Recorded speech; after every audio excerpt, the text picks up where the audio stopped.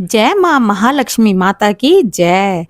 प्रिय भक्तों, आज महालक्ष्मी व्रत का 7वां दिन है, शनिवार का दिन, जो कि विशेष महत्व रखता है। यह दिन न्याय, परिश्रम और विनम्रता का प्रतीक माना जाता है। भक्तों, माँ लक्ष्मी केवल उन्हीं के घर निवास करती हैं जो दूसरों के साथ न्याय और करुणा का व्यवहार करते हैं। प्रिय श्रोताओं, आज आप सभी सुन रहे हैं माँ महालक्ष्मी माता की 7वें दिन की कथा। माँ लक्ष्मी का स्मरण करते हुए आज हम इस कथा का प्रारंभ करते हैं।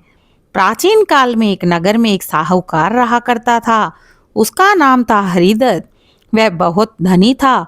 उसके पास अपार धन संपत्ति थी, परंतु उसमें एक दोष था। वह अपने नौकरों और गरीबों के साथ बहुत ही कठोरता से व्यवहार करता था। वह ब्याज पर इतना कठोर ऋण वसूलता कि कई निर्धन लोग उसका कर्ज चुकाते चुकाते दरिद्र हो जाते। लोग उसे मन ही मन कोसते रहते, परंतु धन के बल पर वह सबको दबा देता था। एक दिन एक साधु उसके पास आया और बोला, हे साहूकार, याद रखना कि धन का अहंकार अधिक दिन नहीं टिकता। धन का उपयोग यदि दूसरों की भलाई में नहीं किया गया तो उस घर को लक्ष्मी जी शीघ्र छोड़ देती हैं। मगर साहूकार को तो घमंड था। साहूकार ने व्यंग्य में उत्तर दिया, मेरे खजाने में इतना धन है कि लक्ष्मी जी मुझे छोड़कर कहीं जाएंगी ही नहीं।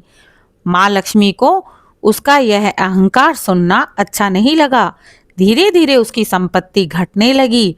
जहां पहले उसके गोदाम में अन्न भरे रहते थे, वहां अब चूहों ने घर बना लिया। जहां पहले खजाने सोने चांदी से चमकते थे, वहां अब मकड़ी के जाले लटकने लगे। साहूकार दरिद्र होता चला गया और उसके नौकर चाकर भी उसे छोड़कर चले गए। दरिद्रता से व्याकुल होकर वह नगर के बाहर भटक रहा था। वहां उसने कुछ स्त्रियों को देखा जो कि महालक्ष्मी का व्रत कर रही थी। वह उनके पास गया और उनसे महालक्ष्मी व्रत की कथा सुनी। स्त्रियों ने उसे समझाया, आज महालक्ष्मी व्रत का 7वां दिन है।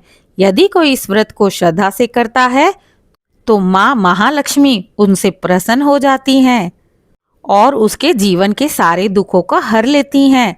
साहूकार को अपनी भूल समझ में आ गई।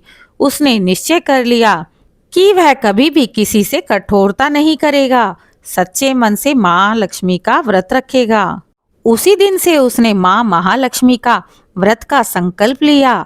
उसने ब्रह्म मुहूर्त में उठकर स्नान किया, स्वच्छ वस्त्र धारण किए और श्रद्धा पूर्वक माता की पूजा की। फिर संध्या समय चंद्रमा को अर्घ्य दिया और व्रत का पारण किया। रात्रि में स्वप्न में महालक्ष्मी प्रकट हुई और माँ लक्ष्मी बोली कि वत्स, तूने अपने धन का उपयोग केवल अपने स्वार्थ में किया था, इसलिए तुझसे मैंने दूरी बना ली।